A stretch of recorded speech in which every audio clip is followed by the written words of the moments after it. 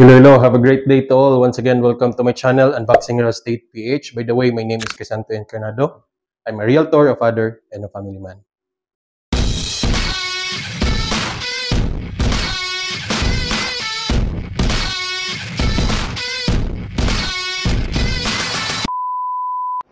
So this day, I am here inside the two-story duplex unit of Villa Cristina subdivision.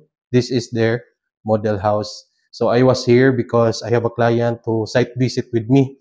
And katatapos lang namin mag-site visit. And he is deciding into which or what unit he is going to get. And as of now, by the way, this two-story unit, we only have 2 units left. So dalawa na lang talaga na unit yung available dito. So if may plano ka and if you are interested to have a unit here in Villa Cristina subdivision, this is your time, no? Dahil dalawang unit na lang talaga yung ino-offer nila for the two-story units. Alright? Alright, so let's go outside the unit. Sir? Just a brief recap of the two-story unit. By the way, at my back, this is the two-story duplex unit. Yung typical lot area niya is 80 square meter. By the way, this is a corner lot, so malaki yung lot area niya. But yung typical lot area ng unit na to is 80 square meter. And yung floor area is 44 square meter, 20 square meter on the first floor, and 22 square meter on the second floor. So, puntahan natin yung typical lot area na 80 square meter. And this is it. Yung katabi ng unit na to, that's the inner unit. So, ayan, sa dimension na yan, from there going there in this area, that's 80 square meter. And it has a large area, no? Meron pa siyang lawn for your garden or kung ano yung gusto mong ilagay dyan. And this unit also can park up to 2 SUV units kasi mahaba yung parking lot niya. Okay ba? On my previous vlogs, I already featured this unit and gusto ko lang balikan yung mga key features ng unit na to. By the way, this unit has a 2 bedroom, 2 toilet and bath, of course 2 floors, and can park 2 SUVs in the parking area. So na-try namin to na nag-park ng dalawang SUV, it can fit 2 SUVs. And this is an 80 square meter again, and gusto ko lang daanan, papakita ko sa inyo.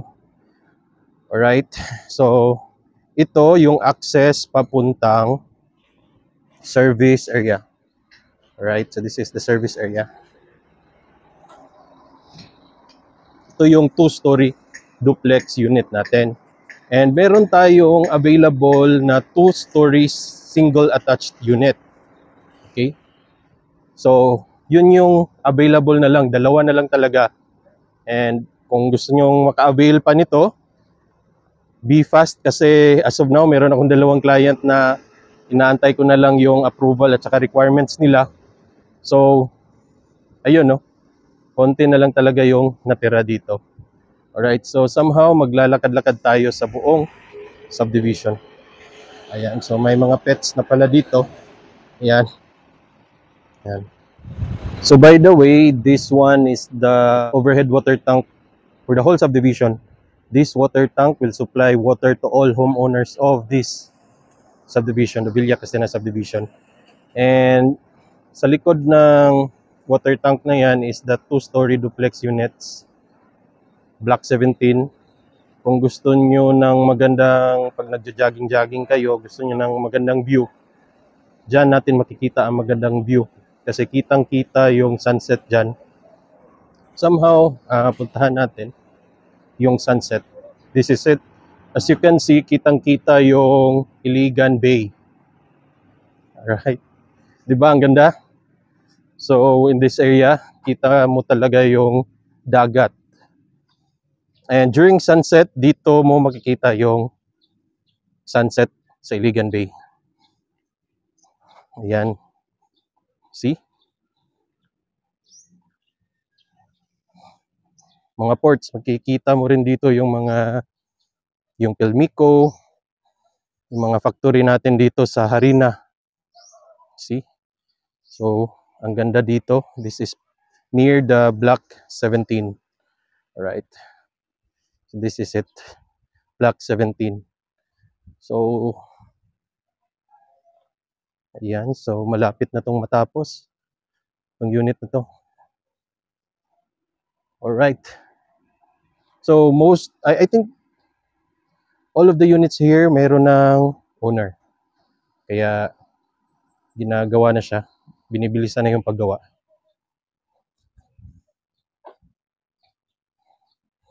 So, yan sa likod ko, ang Iligan Bay. Isipin mo, no, pag nandito ka sa location na to, in the morning while you are jogging or walking in the subdivision, ganito yung makikita mo every day. Since marami nang nakatira dito, and as of now, madami-dami na din yung nai-experience yung kagandahan ng location na to. And most of those units na na-turnover na are the units na one-story duplex. Most of them are turned over na. In fact, yung unit nga namin is turnover na, hindi pa lang namin nalipatan. Right? So maglalakad-lakad tayo dito sa buong subdivision. Experience na natin. Actually, maambon ngayon. Right? But okay lang dahil meron naman akong cap. So ito yun, no? Right? So, ito yung dream ko talaga, no, na makatira sa isang subdivision or isang community na peaceful. Yung paligid mo is very wonderful. Ang gaganda ng mga tanawin. And isa din sa napakagandang view dito is the mountain view. In the morning, yung early in the morning talaga, nagpa-fog siyang mga bukirin dyan, yung mga mountains na yan. No, so, in the morning, di ba, while you are drinking your coffee, watching at the mountains na natatabunan ng fogs, overlooking, you wake up very relaxing. Ito yung reason kung bakit ang bilis na ubos ng mga unit natin dito. Aside from its affordability, yung location talaga is wonderful. Merong mountain view, tsaka merong sea view at the Iligan Bay. And I don't know if meron pa bang mga subdivision na ganito yung na-offer na scene or view dito sa Iligan City. Ito yung model house. Kanina, pinasukan natin. And this is another block. Yung available na unit na 2-story single attached unit is sa area na to. Yan. So may amenities dyan, yung basketball court. Dito din ilalagay sa area na to. So hindi pa siya naka-block. Wala pang blocking yung area. But pag natapos na yung doon sa likod lahat, ito na yung next na tatrabahuin ng developer. Yan dyan. Yung mga unit na yan already has an owner. Reserve na yan lahat. Tsaka to dito. Itong side na to, almost reserved na to lahat. So, meron lang ako ipapakita na 1-story kasi isang 1-story duplex unit na lang yung corner lot na natira. So, gusto ko lang ipakita kung anong location yung 1-story duplex na corner lot. Alright, let's go.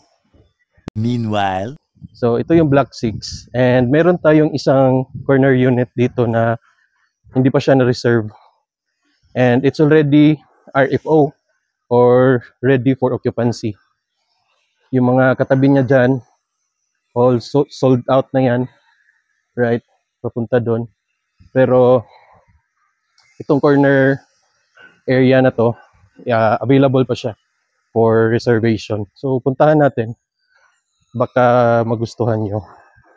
Alright. a few moments later. Ayan. So alright, at my back, that's the block 6, lot 6. And ito yung the only corner lot na available na ngayon. Kasi yung iba, puro na lang mga inner units. But the only available na corner lot is this one. This is the block 6, lot 6. Alright, so mayroon siyang stairs paakyat ng unit mo. So it's a 1-story duplex unit na corner. That's the area. Ayan, so may curve na boundary siya.